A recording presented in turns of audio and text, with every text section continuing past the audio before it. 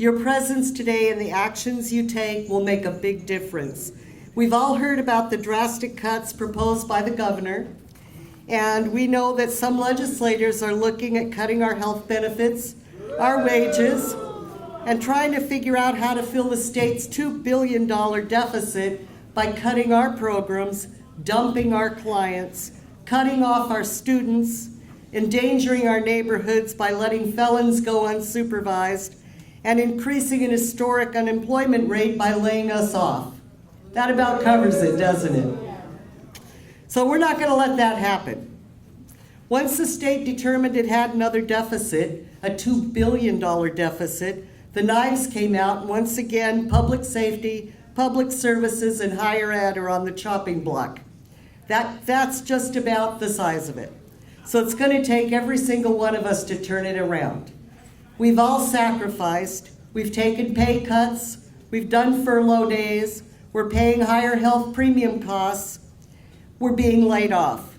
Even worse, the people we're dedicated to, our neighbors, our clients, our patients, our students, they stand to suffer the most. We can't let that happen, can we, brothers and sisters? No. Another all-cuts budget hurts our families, our economy, and our future. So what's on the chopping block? Under the proposed budget, community supervision of dangerous offenders. Most murderers, rapists, and violent offenders released from prison would be supervised no more than 1 year. 1 year. A woman raped can spend 9 months just recovering from the physical injuries, let alone the psychological injuries, and these people go free after 1 year. Even sexual predators wouldn't be watched for more than 2 years. The governor's budget puts safety at risk. The proposal closes 4 wards at Western State Hospital, including 2 treating those suffering from dementia and traumatic brain injuries. How do you get a traumatic brain injury? You drive down I-5 on your motorcycle and you slide out. You fall. You're at work, you fall. It's very simple. All of us are subject to mental illness. All of us are subject to traumatic brain injury. To dump these people out into the streets is cruel and inhumane. Patients will die when they're moved out of Western State, and people will die when mental health beds are shut down. The governor's budget puts the public safety at risk. The proposal seeks to close Rainier School in Buckley, a center of excellence for treatment of developmentally disabled citizens. Some of these people have the ability of a 2 or 3-year-old child.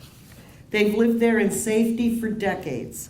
As one parent said, it's naive and deadly to believe these people can be integrated into society. The proposed budget puts the safety of our vulnerable citizens at risk. Cutting funding at state colleges and universities between 13% to 17%. How can our kids afford to go to school in Washington State?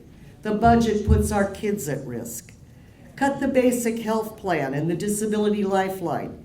Those who can't afford health care are students, they're the elderly, the disabled, and they will be left with nothing at all. The budget puts the public health at risk. Cut juvenile parole and suggest closure of Nacelle Youth Camp, a place where children have been successful in turning their lives around. The budget puts our kids and our communities at risk. Eliminate the medical interpreter services, leaving our citizens without the help they need to communicate their health problems. It stops the reforms needed in the antiquated way they run that program. The budget puts the public health at risk. These devastating cuts don't have to happen. They can yield to the wealthiest 1% and cut public safety, public services, and higher ed, or they can stand with the 99% and take the vote to cut billions in tax giveaways to raise revenue. It's really very simple. We need to create jobs, save the middle class, and restore our economy. We've been pushing to cut tax giveaways for years. We've compiled our own lists. This year we put together 27 ideas from several authoritative groups with one big idea from the Federation. Cut 3% from the corporation's tax giveaways. They took 3% of our pay. Let's take 3% of their tax giveaways.